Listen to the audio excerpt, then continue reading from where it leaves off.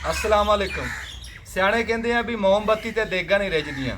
साडी कौम आ इस टाइम तरलियां ते साडा उस हिसाब आ भी जिद्दां सियाणे कहंदे कोई खोता सड़क के किनारे कोई जख्मी जिहा पिया सीगा ते कां उहनूं चूंड रहे सी।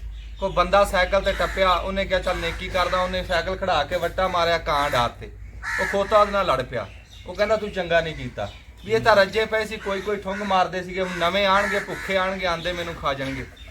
भी 76 सालों तो 4-5 टब्बर आ, उन्होंने अदालतों केस आ, उन्होंने टीवी खबर 26 करोड़ आवाम का किते गा ही है नहीं।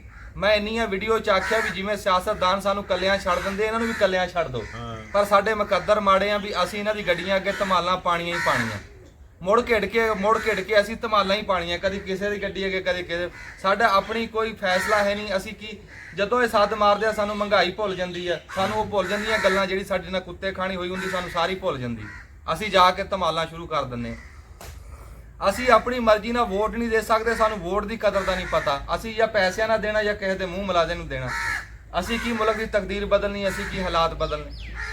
फिर ये खुशी ना वड़ो या गमी ना वड़ो, वरना इसे दरिया नूं असें आओ जिद्दां कोई छप्पड़ दे विच मगरमच्छ सी ते सप्प ठूहे बड़े सीगे। बादशाह ने ऐलान किया भी जिहड़ा बंदा विच छाल मारूगा ना ते ओनूं इनाम देवांगे। वो हजे ऐलान ही कर रहा, एक बंदे ने धराकी विच मारती। वो बंदे बड़े हैरान हुए, फड़ फुड़ के कढ़िया। बादशाह कहंदा मंग की मंगना? वो कहंदा इनाम नूं छड्ड, तूं मैनूं बंदा दस जिहने मैनूं धक्का दित्ता।